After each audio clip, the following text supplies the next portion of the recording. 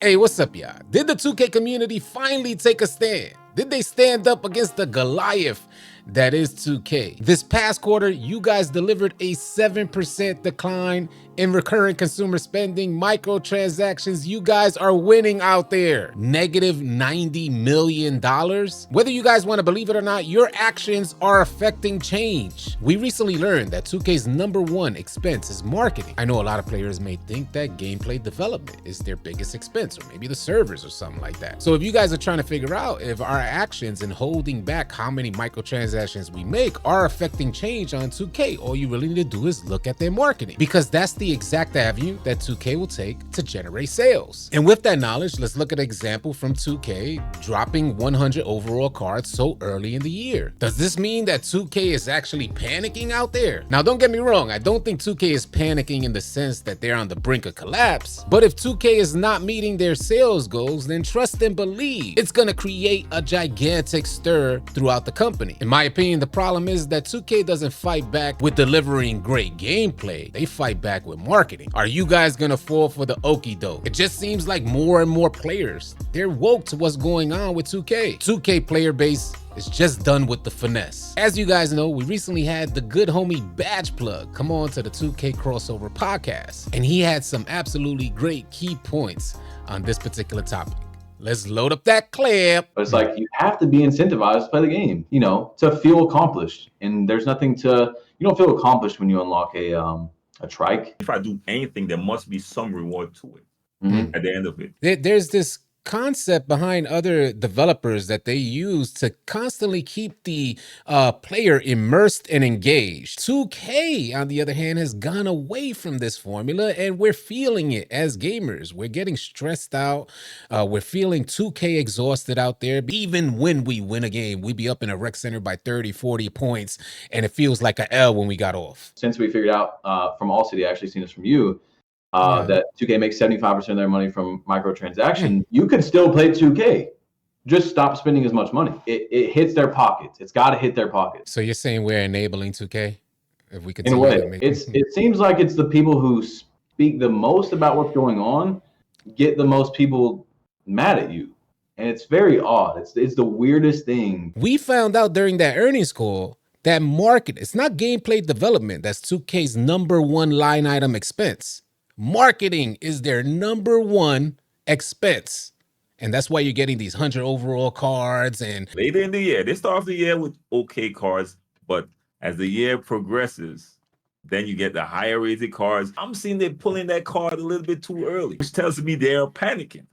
Now we got Troy Dan, I don't know if you guys seen, opened 824 packs and didn't get the Kareem. But yet, very quickly after the packs came out, there was a few next makers that got it. I mean, very quickly.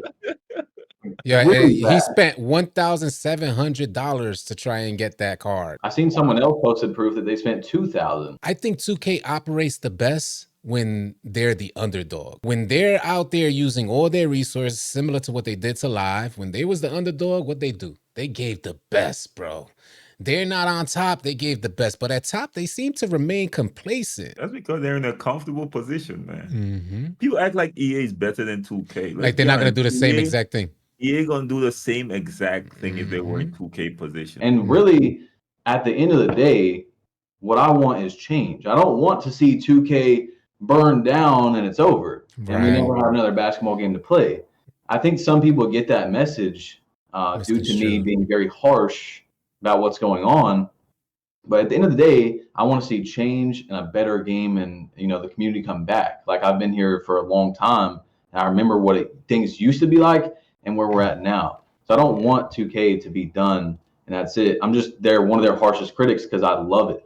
You know what I'm saying? Your mom and dad, when you were growing up, they're usually your biggest critics. They're your biggest critic because they want to see you do good. And I just want to see 2K be what they used to be. Well said, it better. Man, I tell you, I couldn't have said it better, Batch Plug. We've been here long enough to see what 2K once was, and all we're trying to do is get back to gaming. I want to reference this post that the good homie iPod King Carter quoted. He says, nah, bro just reached into a crazy bag with a bunch of crying face emojis. And iPod quoted this from KB. It says, if VC is fictions, then why do people get banned for doing VC glitches? 2K recently stated that all VC, all digital assets, all microtransactions that you make on the game for these digital assets are fictions, and that you guys don't own anything that you purchase on 2K. A lot of players done lost bills, they done lost all their tattoos or their created shoes. If that's happened to you, sound off in the comment section. What has 2K done to reimburse you guys for those losses? I would like to reference this last post from PowerDF. PowerDF says, it's a solid thought, but from what I've seen, change doesn't just happen by awareness, especially in this market. It's like your earlier tweet about 2K prioritizing sales over customer satisfaction in an oligopoly setting. And hold on a second, because I ain't even gonna front with y'all.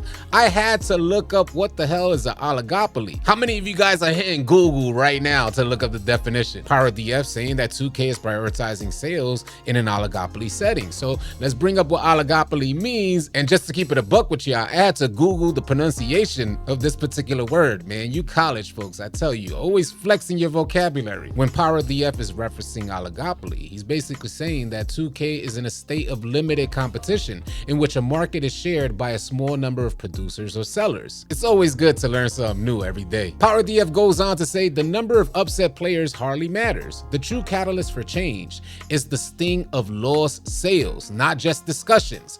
Only when the bottom line is hit does the pain translate into actions. Oh, I love it. I love when folks are able to articulate themselves really well. Salute to you, PowerDF, for sharing your thoughts with us. And I just want to let the 2K community know that you guys are recognized. The limits that you guys have placed on yourself for generating microtransactions, it seems that it's really affecting change. All we got to do, y'all, is keep up the good fight. If we want to see things really change on 2K, let's continue to hit their pockets and pretty much show 2K we're not standing for this nonsense. Bring it back to gameplay. I will be going live a little later on today to talk some more about this stuff. Y'all be sure to tune in. Y'all be sure to keep it locked. If you guys are tired of running with randoms and you're looking for players to run with on NBA 2K, come on out and join our Discord. We'd love to have you. The link for Discord will be in the description below. I want to thank you guys so much for tuning in, and y'all be sure to keep it locked right here at AllCity Live TV, because we got a bunch more NBA 2K24 news, information, and updates coming your way. Drop a like and drop a sub on your way out.